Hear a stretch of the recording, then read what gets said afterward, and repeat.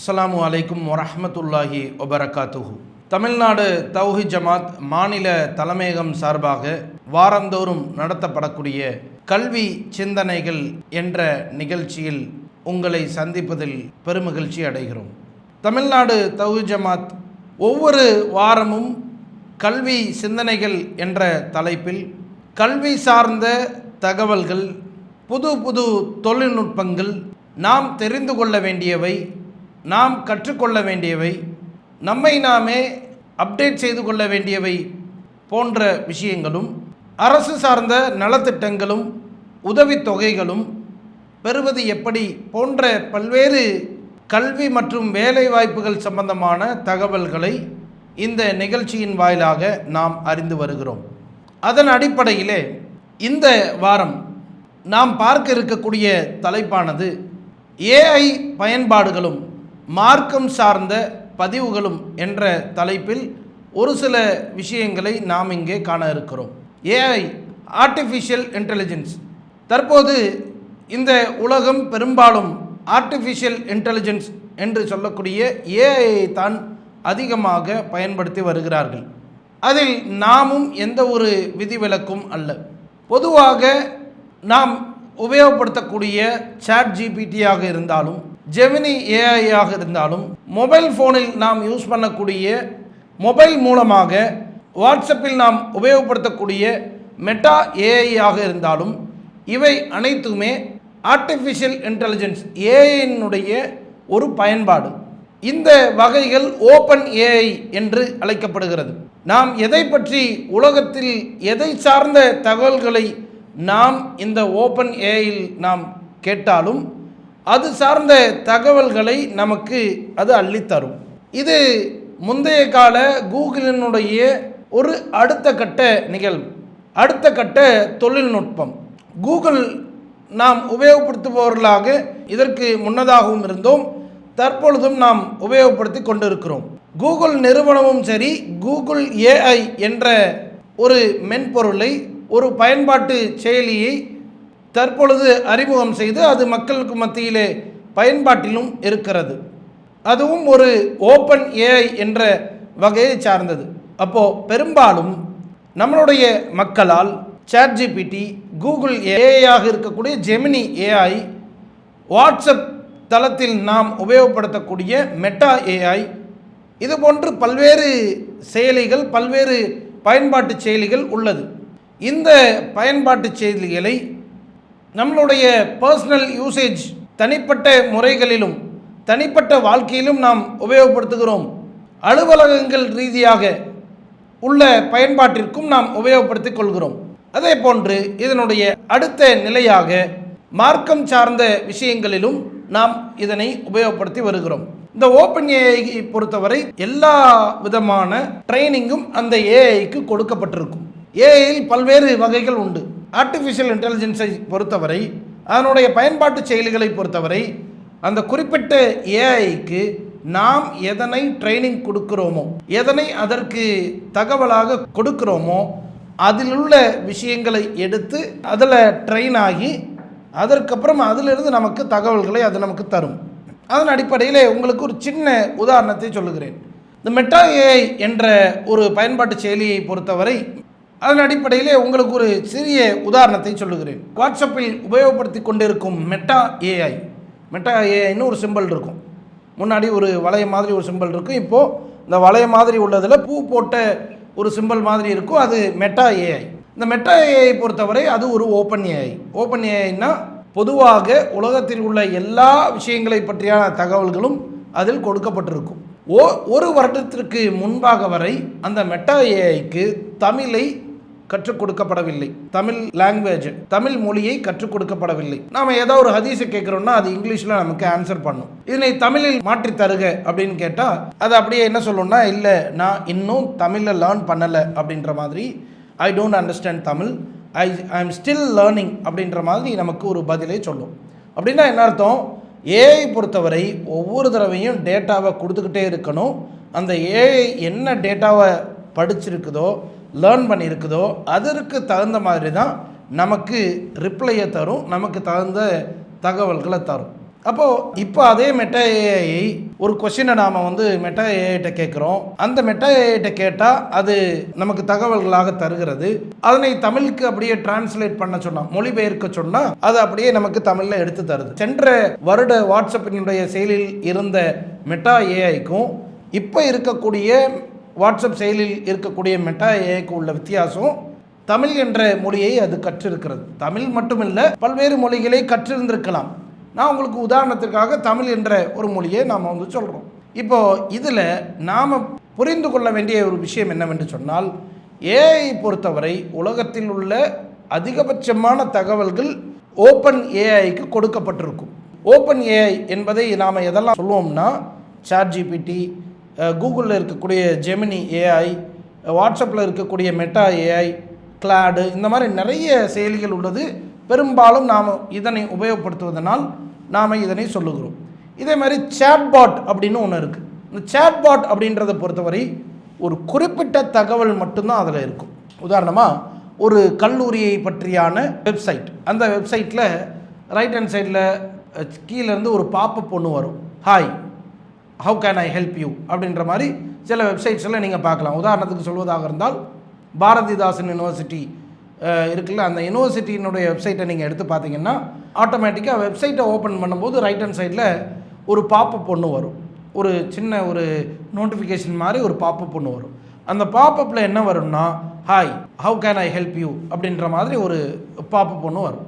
அதில் நாம் என்ன கேட்டுக்கலாம்னா, பாரதிதாசன் யூனிவர்சிட்டி சம்பந்தமான தகவல்களை மட்டும் கேட்டுக்க முடியும். மண்ணடியிலிருந்து கோயம்பேடுக்கு எவ்வளோ தூரம், திருநெல்வேலியிலிருந்து சென்னைக்கு எவ்வளோ தூரம் அப்படின்னு கேட்டால் அந்த சேட்பாட்டுக்கு தெரியாது. அப்போ குறிப்பிட்ட தகவல்களை மட்டும் வச்சு அந்த ஏஐ ஆனது ட்ரைனிங் பண்ணப்பட்டிருக்கும். அதே போல் ஓப்பன் ஏஐ பொறுத்தவரையும் நீங்கள் கூகுளில் கேட்கக்கூடிய எந்த கொஸ்டினாக இருந்தாலும் இதில் கேட்கலாம். அதை விட அதிகப்படியான விஷயங்களையும் நாம் கேட்கலாம். இது உங்களுக்கு சேட்பாட் என்றால் என்ன, ஓப்பன் ஏஐ என்றால் என்னன்ற ஒரு சின்ன புரிதலுக்காக. இதெல்லாம் தாண்டி நமக்கு நாலேஜ் இருக்குது. இப்போ நாம் சொன்ன விஷயங்கள் எல்லாம் உங்களுக்கு அடிப்படையான, பல்வேறு மக்களுக்கு, பல்வேறு சகோதர சகோதரிகளுக்கு அடிப்படையான விஷயங்களாக இருக்கலாம். ஏன்னா நாம் அடுத்த படிநிலைக்கும் போயிட்டோம். ஏஐக்கு உள்ளேயே ப்ராம்ப்ட் இன்ஜினியரிங் அப்படின்ற தகவலுக்குள்ளேயும் நாம் போயிட்டோம். ப்ராம்ப்ட் இன்ஜினியரிங்னா, இந்த ChatGPT கிட்ட நாம் ஒரு பயானுக்காக, ஒரு பெண்கள் பயானுக்காக, ஒரு மார்க்கம் சம்பந்தமான நிகழ்ச்சிகளுக்காக நாம் இதுக்கு ரெடி பண்ணி கொடு, டேட் இந்த டேட்டு, தாய் இந்த தாயி அப்படின்ற மாதிரி நாம் அதுக்கு இன்புட்டாக ப்ராம்ப்ட் நாம் கொடுக்குறோம். கொடுத்த உடனே அது ஒரு டெக்ஸ்ட்டை ரெடி பண்ணி தரும். டெக்ஸ்ட்டை ரெடி பண்ணி தந்த உடனே மேக் இட் ஆஸ் இமேஜ், இதை இமேஜாக மாற்றி கொடு அப்படின்னோடனே அது என்னவா மாற்றி தந்துடும்னா இமேஜாக மாற்றி தந்துடும். இந்த ஏஐ பயன்பாடை பொறுத்தவரை ஒரு நல்ல ஒரு விஷயம்தான். ஏஐ நாம் பயன்படுத்தி கொள்வது என்பது ஒரு நல்ல விஷயம்தான். ஆனால் எப்படி நாம் ஒரு கத்தியை பயன்படுத்துகிறோமோ அது போன்ற ஒரு நிலைதான் சமூக வலைதளமும் அப்படித்தான், யூடியூபும் அப்படித்தான். சமூக வலைதளம் என்று சொன்னால் ஃபேஸ்புக்காக இருந்தாலும், எக்ஸ் தளமாக இருந்தாலும், அதே போல் நாம் உபயோகப்படுத்தப்படக்கூடிய யூடியூபாக இருந்தாலும், இது போன்ற எல்லா சமூக வலைதளங்களும் சரி ஒரு கத்தியை போன்றது. அந்த கத்தியை நாம் ஆக்கப்பூர்வமாகவும் உபயோகப்படுத்தலாம், அழிவுபூர்வமாகவும் உபயோகப்படுத்துவதற்கான வாய்ப்புகள் இருக்கிறது. நாம் எதை எடுத்துக்கொள்வது? ஆக்கப்பூர்வமானதை எடுத்துக்கொள்ள வேண்டும். இந்த ஏஐ என்ற தொழில்நுட்பம் வருவதற்கு முன்பாக வரை நாம் என்ன செய்து கொண்டிருந்தோம்? ஒரு இமேஜை ஒன்று ரெடி பண்ணுவோம். எக்ஸாக்டாக ஒரு 5 வருஷத்துக்கு முன்பாக நம்மளுடைய பயன்பாடு எப்படி இருந்தது? போஸ்டரை என்ன செய்வோம்னா சோஷியல் மீடியாவில், அதாவது ஃபேஸ்புக்கில், வாட்ஸ்அப்பில் நாம் ஷேர் பண்ணுவோம். அப்போது இந்த மாதிரி ஆக்கப்பூர்வமாக நாம் ஃபேஸ்புக்கில் நாம் இதனை போஸ்ட் போடுறோம், உங்களை அன்புடன் வரவேற்கிறோம் என்ற மாதிரியான போஸ்ட்லாம் போடுறோம். சரியா என்றால் சரி. ஆக்கப்பூர்வமான செயல்களுக்கும் அழைப்பு பணிக்காகவும் நாம் இதை உபயோகப்படுத்துவது என்பதில் தவறில்லை. ஆனால் தற்போது நாம் இருக்கக்கூடிய இந்த ஏஐ வேர்ல்டு இருக்குது பாருங்கள், இந்த ஆர்டிஃபிஷியல் இன்டெலிஜென்ஸ் வேர்ல்டு, இதை பொறுத்தவரை நாம் இப்போது முன்னாடி டிசைன் பண்ணிக்கிட்டு இருந்த காலகட்டத்தை தாண்டி இப்போ நாமளே ஒரு டிசைனராக ஆகிறோம். நாம் ஏஐட்ட ஒரு ப்ராம்ப்டை கொடுத்தா மட்டும் போதும், அது என்ன பண்ணி தந்துடுது? ஒரு போஸ்டரை ரெடி பண்ணி தந்துடுது. இதில் நாம் கவனிக்க வேண்டிய சில டிஃபெக்ட் இருக்குது, சில குறைபாடுகள் அதில் இருக்கிறது. பொதுவாகவே டெக்னாலஜி என்று எடுத்துக்கொண்டால் அந்த டெக்னாலஜியில் நிறைய பயன்பாடுகளும் இருக்கும், அதில் சில குறைபாடுகளும் இருக்கும். இதில் நாம் கவனிக்க வேண்டியது குறைபாடுகளையும் நாம் கவனிக்கணும். எப்படி நாம் பெண்கள் இசித்திமா, பெண்கள் பயான், சிறுவர்களுக்கான தர்பியா, இளைஞர்களுக்கான ஒருங்கிணைப்புன்னு நாம் போஸ்டர் டிசைன் ரெடி பண்ணிக்கிட்டு இருந்தோமோ, வாட்ஸ்அப்புக்கான டிசைன் ரெடி பண்ணிக்கிட்டு இருந்தோமோ அந்த டிசைன் இப்போது ஏஐ மூலமாக நாம் பயன்படுத்திக்கிட்டு வர்றோம். இதில் பல்வேறு மக்கள் நீங்கள் அதனை பார்த்திருக்க முடியும். அந்த ஏஐ மூலமாக உபயோகப்படுத்தக்கூடிய அதன் மூலமாக வெளிப்படக்கூடிய அந்த இமேஜானது அப்படியே சமூக வலைதளங்களில் ஓப்பன் ஏஐ எதை கொடுத்ததோ, ChatGPT நம்மிடம் எதனை இமேஜாக கொடுத்ததோ அதனை அப்படியே பரப்பக்கூடிய ஒரு நிலையை பார்க்கிறோம். அதில் சரியாக நாம் ஆராயாமல் அதனை நாம் கடந்து விடுகிறோம். அதனை அப்படியே சோசியல் மீடியாவில், ஃபேஸ்புக்குகளிலும் வாட்ஸ்அப்பிலும் நாம் ஷேர் பண்ணிடுறோம். இதில் குறிப்பாக கவனிக்க வேண்டியது என்னவென்றால், ஒரு போஸ்டரை இங்கிலீஷில் ஓப்பன் ஏஐ ChatGPT ரெடி பண்ணி தர சொல்லும்போது அதில் இருக்கக்கூடிய பிழைகளை ஒப்பிடும்போது மாற்று வேறு லாங்குவேஜஸில், தமிழ், உருது, அரபி போன்ற லாங்குவேஜில் நாம் அதனை டிரான்ஸ்லேட் செய்ய சொல்லும்போது அதில் ஏராளமான பிழைகள் வருகிறது, ஏராளமான எழுத்து பிழைகள் வருகிறது என்பதை நாம் இங்கே கவனிக்க தவறுகிறோம். அப்படியே சில நேரங்களில் நாம் எழுத்து பிழைகளை நாம் நோட் பண்ணாலும் அதை நாம் கடந்து விடுகிறோம். அதனை ஷேர் பண்ணுறதை நம்ம பார்க்குறோம். இப்போ ஓப்பன் ஏஐ உபயோகப்படுத்தலாமா என்றால் உபயோகப்படுத்தலாம். ஆனால் நாம் அதனை உபயோகப்படுத்துவதன் மூலமாக எந்த ஒரு தவறான தகவல்களும் மற்ற மக்களுக்கு மத்தியிலே அது பரப்பப்பட்டு விடக்கூடாது. ஏஐட்டேந்து வரக்கூடிய இமேஜ்களாக இருந்தாலும், வீடியோக்களாக இருந்தாலும், அனிமேஷன்களாக இருந்தாலும் அனைத்தையும் நாம் மார்க் அடிப்படையிலே நாம் கண்காணித்து விட்டு ஆராய்ந்து விட்டு அதனை நாம் பரப்ப வேண்டும் என்பதில் முதலில் கவனம் செலுத்த வேண்டும். எழுத்து பிழைகள் ஒன்று. இரண்டாவது, ஏஐ மூலமாக நாம் பெறக்கூடிய இமேஜஸில் குரான் வசனங்கள், ஹதீஸுகள், இதனுடைய வார்த்தைகள் சரியாக இருக்கிறதா என்பதை நாம் பார்க்கணும். இங்கிலீஷில் கொடுக்கும்போது அது சரியாக கொடுத்து விடுகிறது. ஆனால் அதனை அரபியில் மாற்றும் போதோ இல்லை என்றால் ஒரு அரபி ஃபாண்ட்டை எடுத்து காப்பி பண்ணி அந்த ப்ராம்ப்டில் ChatGPT கிட்ட கொடுக்கும்போதோ அதில் சில எழுத்து சிதைவுகள் வருகிறது. எழுத்து சிதைவு வந்துருச்சுன்னு சொன்னால் ஆட்டோமேட்டிக்காக அதனுடைய அர்த்தங்கள் மாறிவிடும். அதே போல் ஓப்பன் ஏஐலேருந்து வரக்கூடிய அந்த இமேஜில் பெண்கள் இஸ்திமான்னா டக்குன்னு பெண்களுடைய முகம் வருகிறது. தேவையில்லாத இடங்களில் தேவையில்லாத ஐகான்ஸ், சின்ன சின்ன குறும்படங்கள், சின்ன சின்ன ஐகான்ஸ் வர ஆரம்பிக்குது. அப்போ இந்த ஐகான்ஸ் எல்லாம் தேவையில்லாத இடங்களில் பல்வேறு ஐகான்ஸை நம்மளால் பார்க்க முடிகிறது. நாம் எதை செய்வதாக இருந்தாலும் மார்க்க வரம்புக்கு உட்பட்டு செய்யணும். ஏஐ உபயோகப்படுத்துவதில் தவறில்லை, ஆனால் அதில் மார்க்க வரம்புகள் இருக்க வேண்டும் என்பதில் கவனம் கொள்ள வேண்டும். அடுத்ததாக அந்த ஏஐ தரக்கூடிய இமேஜ்களில் சில நினைவு சின்னங்கள் போன்ற சில ஐகான்ஸ் எல்லாமே வருகிறது. அதாவது மதீனாவினுடைய டூம்களாக இருந்தாலும் வரக்கூடிய நிலையை பார்க்கிறோம். இது எந்த நிலைக்கு கொண்டு செல்கிறது என்றால், மேரேஜ் இன்விடேஷன்ஸ், கல்யாண பத்திரிக்கை வைப்பாங்கள்ல, அந்த கல்யாண பத்திரிக்கையில் மணமகனுடைய பேர், மகளுடைய பேர், மேலே பார்த்தீங்கன்னா மக்கா, இந்த பக்கம் மதீனா ஒரு பேராக இருக்கும், ஸ்டார் ஒன்று இருக்கும். இது கல்யாண பத்திரிகையில் நம்ம பார்த்துருப்போம். இன்றைக்கி அது எங்கே வந்து நிற்குதுன்னா, அது போன்ற மதீனாவினுடைய டூம்கள், இது போன்ற அந்த ஐகான்ஸ் எல்லாம் நாம் நடத்தக்கூடிய நிகழ்ச்சிகளில் உள்ள அந்த பதிவுகளில், அந்த இமேஜஸில் வருகிறது. அப்போ இதை நாம் ரொம்ப கவனமாக கையாள வேண்டும். இப்படி நினைவு சின்னங்களாக பகிரப்படக்கூடிய நினைவு சின்னங்கள் போன்று இமேஜஸ்களில் வரக்கூடிய அந்த போஸ்டர்ஸில், வாட்ஸ்அப் போஸ்டர்ஸில், ஃபேஸ்புக்கில் ஷேர் பண்ணக்கூடிய அந்த இமேஜ்களில் இது போன்ற நினைவு சின்னங்கள் போன்ற ஐகான்ஸ் பார்க்க முடிகிறது. கிட்டத்தட்ட கல்யாண பத்திரிகையில் வரக்கூடிய மக்கா மதீனா இமேஜ் போன்று நாம் பார்க்க முடிகிறது. இந்த இமேஜஸை ஷேர் பண்ணும்போது அதில் சில வாசகங்களை நம்ம பார்க்க முடியுது, அதிகப்படியான சில வாசகங்கள். அதில் அல்லாஹ் இப்பணியை புரிந்து கொண்டு இந்நிகழ்ச்சியை வெற்றிகரமாக பயனுள்ளதாக அமைத்தருள்வானாக அப்படின்னு போட்டு கீழே ஆமீன். இந்த மாதிரி தேவையில்லாத ஐகான்ஸ் எல்லாமே இருக்கிறது. அதனை நாம் முழுவதுமாக கவனித்து அதை ஷேர் செய்கிறதா இருந்தால் ஷேர் செய்யணும்.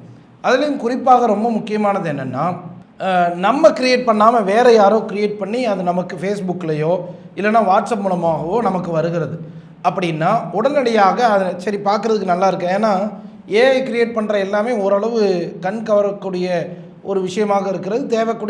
தேவைப்படக்கூடிய இடங்களில் அதுக்கு தகுந்த மாதிரியான இமேஜை அதுவாகவே வச்சுக்குது. அப்போ அந்த மாதிரி பார்க்கும்போது கொஞ்சம் கண் கவரும் வண்ணமாக இருக்கிறது. இந்த மாதிரி சில இல்லாத மார்க்கம் சார்ந்த நிகழ்ச்சிகளுக்கான போஸ்டராக இருந்தாலும், கல்வி சார்ந்த நிகழ்ச்சிகளுக்கான போஸ்டராக இருந்தாலும், நபிகள் நாயகம் ஸல்லல்லாஹு அலைஹி வஸல்லம் அவர்கள் சொல்லாத வார்த்தைகளும் ஆங்காங்கே இருப்பதை பார்க்கிறோம். அதோடு ஷேர் செய்யக்கூடிய ஒரு நிலையை பார்க்கிறோம். அதே போல் ChatGPT, ஜெமினி AI தரக்கூடிய குரான் வசனங்கள் உண்மையிலேயே குரான் வசனங்கள் தானா அப்படின்னு குரானை வச்சோ இல்லைன்னா குரான் ஆப்பை வச்சோ செக் பண்ணி பார்க்கணும். ஏன்னா அதையும் நாம் கவனிக்காமல் அப்படி நம்ம ஷேர் செஞ்சிடறோம். இறைவன் தனது திருமறையில் அல் ஃபுர்கானில் சொல்லி காட்டுகிறான், இறை வசனங்கள் அவர்களுக்கு நினைவூட்டப்பட்டால் அவர்கள் செவிடர்களாகவும் குருடர்களாகவும் அவர்கள் வீழ்ந்து விட மாட்டார்கள். இப்போது குரான் வசனமாகவே இருந்தாலும் அது குரான் வசனம்தான் என்று சொல்லப்பட்டிருந்தாலும் குரானில் இருக்கா அப்படின்றத நாம் செக் பண்ணணும்.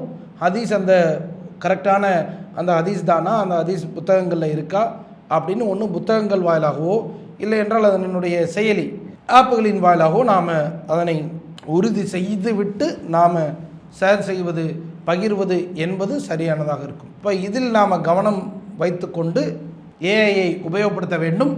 மார்க்கம் சார்ந்த விஷயங்களுக்கு ஏஐ உபயோகப்படுத்துவது என்பது தவறில்லை.